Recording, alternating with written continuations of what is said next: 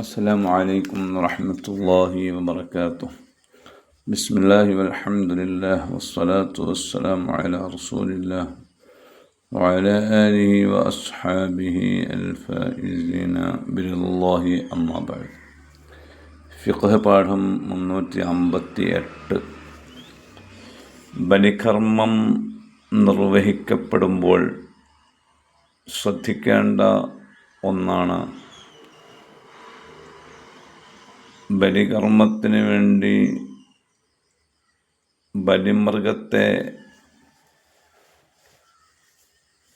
വീഴ്ത്തുന്ന സമയത്ത് അതിന് അപകടങ്ങളൊന്നും സംഭവിക്കാൻ പാടില്ല. അതായത് സാധാരണഗതിയിൽ മുടന്തുള്ള മൃഗത്തെ ബലികർമ്മത്തിന് പറ്റില്ല. മുടന്തുണ്ടാവുക എന്നത് ഒരു ഐബാണ്.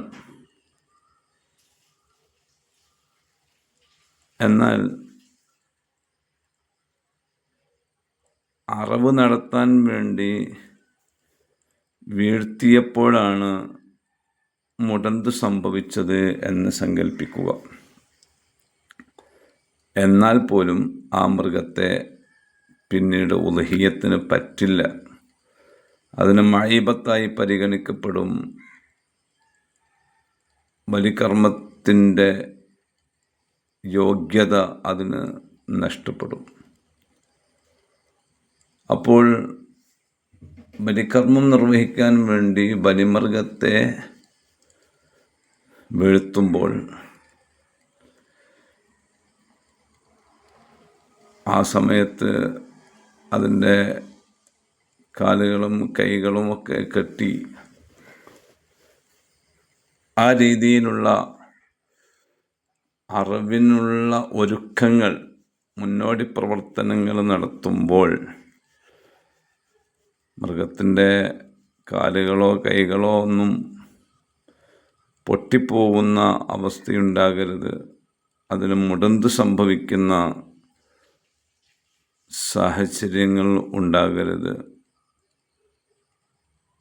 وإذا ضر ولو عند اضطرابها عند الذبح فكسر العضو وفقده أولى എന്നാണ് തുഹ്ഫയുടെ ഇബാറത്ത്. മറ്റു എല്ലാ കിതാബുകളിലും ഇക്കാര്യം പറഞ്ഞു വച്ചിട്ടുണ്ട്. നേരത്തെ മുടന്ത് ഉണ്ടാവുക എന്നത് മാത്രമല്ല,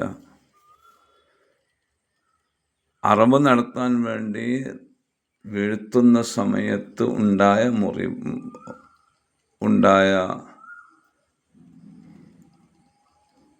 ഐബും അതല്ലെങ്കിൽ മുടന്തും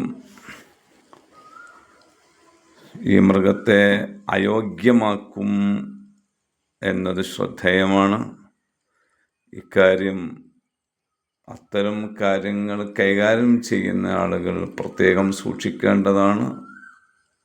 അതിലുപരി ഉദ്ഹിയ്യത്ത് കർമ്മം നിർവഹിക്കാൻ മുന്നോട്ട് വന്നിട്ടുള്ള അതിൻ്റെ ഉടമകൾ പ്രത്യേകം ശ്രദ്ധിക്കേണ്ടതാണ്. കാരണം അവരുടെ ബലികർമ്മം സ്വഹീഹാകാതെ പോകും. അല്ലാഹു സുബ്ഹാനഹു വ തആല ഏതൊരു കർമ്മവും കുറ്റമറ്റ രീതിയിൽ നിർവഹിക്കാൻ നമുക്ക് തൗഫീഖ് നൽകട്ടെ. ആമീൻ. അസ്സലാമു അലൈക്കും വറഹ്മത്തുള്ളാഹി വബറകാതുഹു.